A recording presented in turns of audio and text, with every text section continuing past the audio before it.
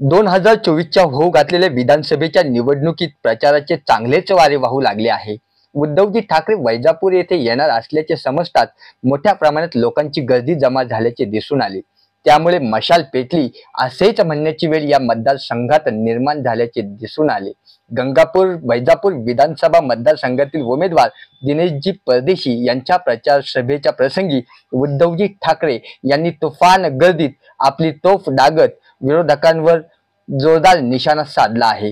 जमा झालेल्या जनसमुदायाने देखील उद्धवजी ठाकरेंच्या भाषणादरम्यान वेळोवेळी प्रतिसाद देत परिसर दणाणून सोडला आहे. आपला महाराष्ट्र न्यूज साठी प्रतिनिधी जितेंद्र लिंगायत, संभाजीनगर. कटेंगे वगैरह नहीं है, लूटेंगे और बांटेंगे. हे त्यांचं काम आहे. वेगळे आणि खायचे तर वेगळे. लूटेंगे और दोस्तों में बांटेंगे. लूट आपली होते. मी नुसतं इकडे काय आपले दिनेशजी आमदार व्हायला पाहिजे म्हणून तर आलोच आहे, पण एकटा तो माणूस आमदार करायला पाहिजे म्हणून नाही मी आलो. तुमच्या आयुष्यासाठी आलोय, आपल्या महाराष्ट्रासाठी आलोय. डोळ्या लुटून गुजरातला नेत आहेत. मग आम्ही काय शंडासारखं भक्त मोदी आणि शहांची कल्पना आहे की काय डोळ्याला पट्टी लावून बसतोय आम्ही. आता तुम्ही त्या न्यायदेवतेच्या डोळ्यावरची पट्टी काढली, पण माझा महाराष्ट्र हा शिवरायाचा महाराष्ट्र आहे. तो कौरवांचा बाप धृतराष्ट्र नाहीये. तो सगळं बघतोय कसा तुम्ही माझा महाराष्ट्र लुटताय, कसं सगळं माझ्या हक्काचं, माझ्या माता भगिनींच्या आणि बांधवांच्या हक्काचं हे तिकडे घेऊन जात आहे. काल संभाजीनगर, छत्रपती संभाजीनगरमध्ये जी माझी सभा होती त्या सांगितलं.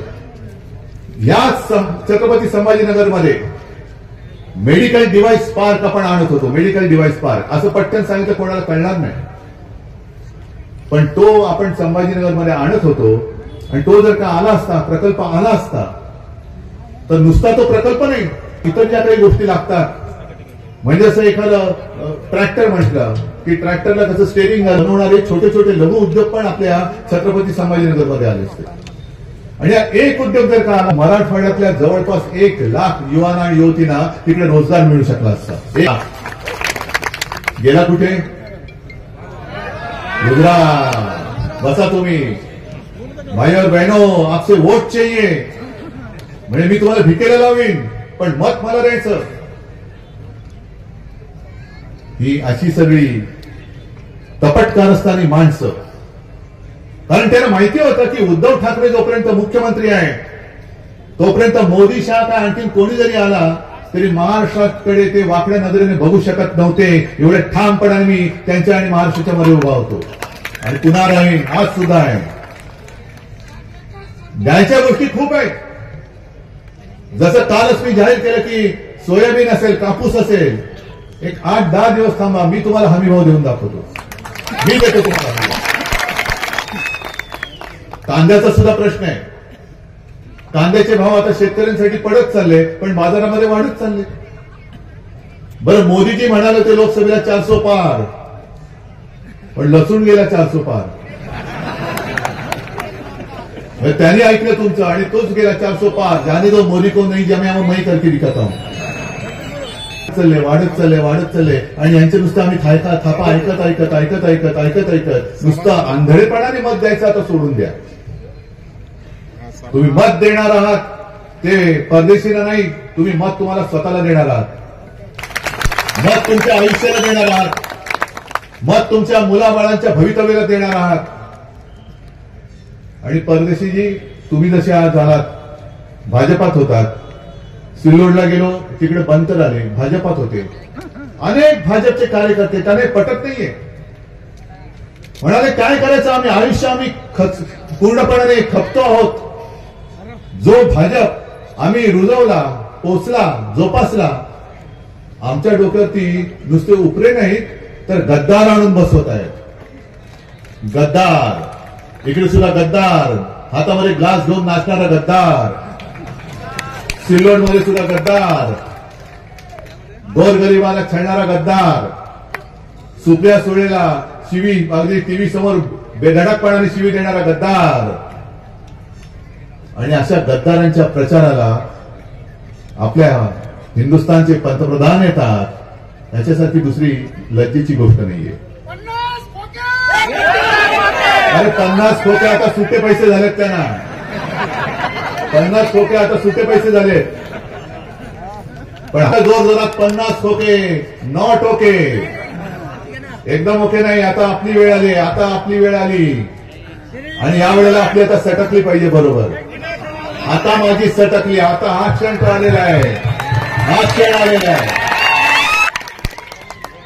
तुम्हाला पुन्हा एकदा मी कापूस आहे, सोयाबीन आहे, आणखीन काय आहे, कांदा आहे, हमी भाव हवाय की नको आहे, हमखास भाव हवाय की नको आहे, तुम्हाला 5 जीवनावश्यक वस्तूंचे भाव, शेतकऱ्याचं नुकसान होऊ की नको आहे, महिलांना सुरक्षा, अशा खूप गोष्टी आहेत.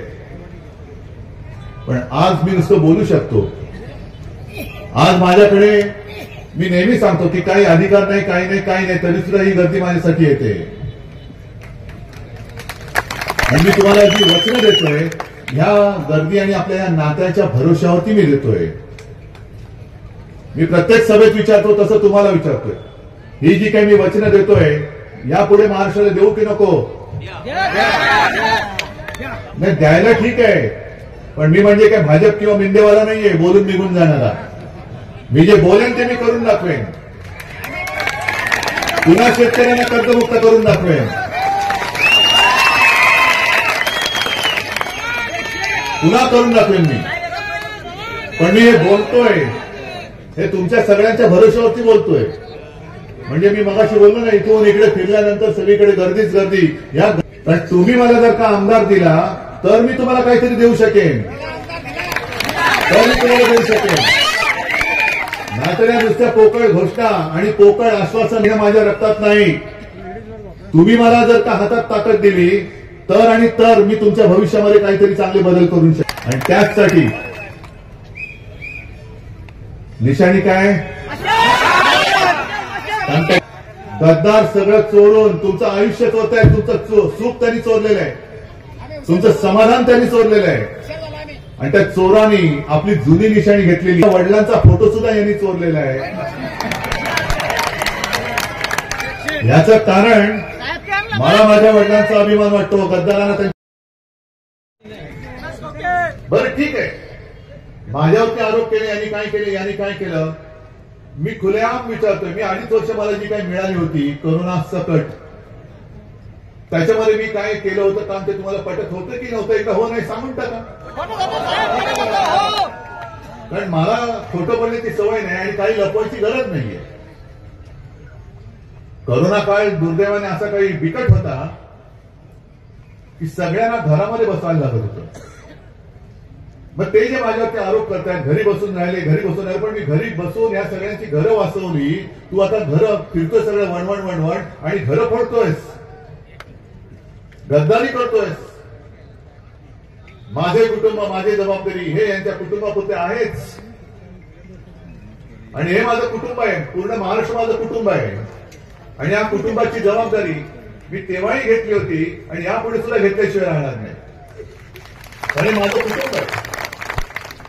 पण 2.5 वर्षाच्या काळानंतर ह्यांनी गद्दारी करून जे काही सरकार स्थापन केलं होतं घटनाबाह्य, आपलं दुर्दैव असं की सरन्यायाधीश चंद्रचूड साहेब सुद्धा 2 वर्ष तारीख पे तारीख करत त्यांनी दिवस काढले आणि गद्दार थैत्यात करतायत, पैसा खातायत, लोकशाहीची थट्टा होते, महाराष्ट्र कसा कळायला जातोय.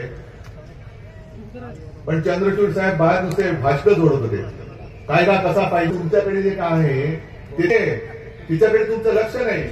आणि लोकशाही कशी जगवली पाहिजे याच्यावरती लेक्चर झोडतायत. तुम्ही काय प्रवचनकार नाही आहात. तुमच्या हातामध्ये होतं लोकशाही वाचवण्याचं पवित्र काम तुमचा. दुर्दैवाने मी असं म्हणेन की चंद्रचूड साहेब आपण ते करू शकणार नाही. याच्या जनता तुम्हाला जे काय म्हणायचं ते म्हणतच आहे. पण 2.5 वर्ष यांना मिळाल्यानंतर जिथे जिथे आपले निष्ठावान सैनिक आमदार, जसं बाजूचे आपले उदयसिंग आहे, नाही हटला, असे काही आमदार जरूर आहेत त्यांना सुद्धा दाखवण्यात आली होती, खोके दाखवण्यात आले होते, पण डगमगला नाही तुझे माणूस. मग त्यांच्या विभागातला त्यांच्या वॉर्डातला निधीच कापून टाकला. येत नाहीस का बरोबर, मग तुला विकासाला निधीच देत नाही. महानिधी कोणाला दिला? जे गद्दारी करून त्यांच्याबरोबर गेले त्यांना निधी दिला. करोडो रुपये म्हणजे 50 कोटी तर वेगळे, 50 कोटी नुसतं तोंडी लावायला, पण मतदारसंघामध्ये काम करायचंय म्हणून आणखीन काही हजारो कोटी रुपये त्याने दिले. त्यातला एक तरी पैसा तुम्हाला विकास म्हणून दिसतोय का कुठे? हे जे काय माझ्यासमोर सगळं कागद आलेलं आहे, हे 2.5 वर्ष यांनी आपलं सरकार आणखी निष्ठेने काम केलं असतं तर त्यातले बरेच प्रश्न हे मी तर सोडवले असते, किंवा ज्यांना कालमर्यादा लागते म्हणजे धरण बांधायचंय, बंधारा बांधायचंय, तर ती निदान सुरू तरी झाली असती. एक जो मुद्दा आहे तो कुठला? तो कर्जाचा व्याज माफ अजून नाही झाले. कुठल्याचा? रामकृष्ण गोदावरी सहकारी उपसा जलसिंचन योजनामध्ये एकूण 14 गावे येतात. तेथील शेतकऱ्यांवरती 65 कोटी मुद्दल कर्ज होते. 145 कोटी रुपये त्याचे झालं व्याज. बरोबर ना? यांनी जाहीर केलं. हे असेच आहे, जाहीर करून निघून जायचं. ते मध्ये प्रेस कॉन्फरन्स तुम्ही बघितलं ना मिंद्याची, पाहिजे की नाही? ही सर्वसामान्य माणसं, तुम्ही मुख्यमंत्री म्हटल्यानंतर, मुख्यमंत्री म्हणजे पूर्ण राज्याचा प्रमुख, तो शब्द देतोय. आता सुद्धा मुख्यमंत्री कोणी हा गद्दार नको, पण मुख्यमंत्री उभा आहे आणि बाजूला उद्धव ठाकरे आहे, साहजिकच लोक कोणाला शब्दाला विश्वास ठेवणार? अरे पण मी मुख्यमंत्री नाहीच आहे, माझ्या हातात काहीच नाहीये. मला जो मुद्दा सांगायचा आहे तो हाच आहे की देशाचे पंतप्रधान हे भाजपच्या उमेदवाराच्या प्रचाराला येत आहेत, नेत्यांच्या गद्दारांच्या प्रचाराला येत आहे. अहो मोदी साहेब, तुम्ही देशाचे पंतप्रधान आहात की गद्दारांचे पंतप्रधान आहात? तुम्ही गद्दारांचे पंतप्रधान जर का असाल, गद्दारांच्या प्रचाराला तुम्ही येत असाल, तर तुम्ही पंतप्रधानपदी बसू नका, पहिल्या ठिकाणी उतरा आणि गद्दारांच्या टोळीत सामील व्हा. जो माझा आक्षेप आहे, तरी आज मला थोडं चुकल्यासारखं वाटतंय. कारण 2 वेळा हेलिकॉप्टरमधून उडालं, आणखीन 2 वेळा जायचे. आवाज थोडी बॅगच नाही तपासली माझी. मला वाटतं आपल्याला किंमत पडली की काय खाली? सोयाबीन पैसे खाली गेला की काय माझा भाव? मग माझी बॅग तुम्ही तपासता का? तर मी माझ्या उमेदवाराच्या प्रचाराला जातोय म्हणून तपासा, जरूर. तो अधिकार आहे, हक्क आहे, नियम आहे, कायदा आहे, आणखीन काय आहे. मग मोदी भाजपच्या आणि मिंद्याच्या गद्दाराच्या प्रचाराला येत असतील तर त्यांची बॅग तपासायला काय हरकत आहे? तपासायची की नाही? पण निवडणूक आयोगाने एक सूचनापत्र जारी केले की सर्व नेत्यांची वगैरे वगैरे वगैरे सामानाची तपासणी केली जाईल. फक्त अपवाद कोण? पंतप्रधान. मग पंतप्रधान अपवाद असतील तर पंतप्रधानाने पंतप्रधानासारखं वागलं पाहिजे. मग ते गद्दारांच्या प्रचाराला येणार असतील तर माझ्याही उमेदवाराच्या प्रचाराला आले पाहिजेत ना. कारण पंतप्रधान येऊन तुम्हाला थाप मारून जाता. 15 लाख रुपये आएंगे, नाही आले. 2 कोटी लोकांना रोजगार देणार, शेतकऱ्याचं उत्पन्न दुप्पट होणार. कुठे?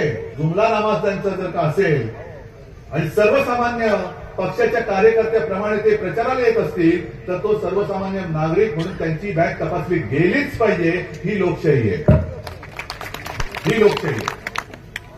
म्हणजे आपले शिवसेना प्रमुख जे म्हणायचे की निवडणुकीत पंतप्रधान किंवा मुख्यमंत्री हा कोणत्याही एका पक्षाच्या प्रचाराला येता कामा नये, आणि जर त्यांना प्रचाराला यायचं असेल तर त्यांनी त्या पदाचा राजीनामा दिला पाहिजे आणि मग त्याच्या पक्षाच्या प्रचारासाठी त्यांनी केलं पाहिजे.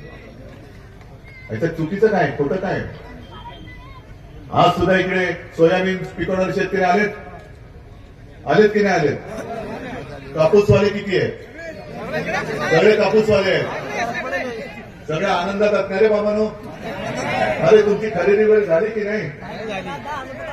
अरे पण अमित शहाने 370 कलम काढलं ना काश्मीरचं. काय तुम्ही कापसाला काय भाव मागता?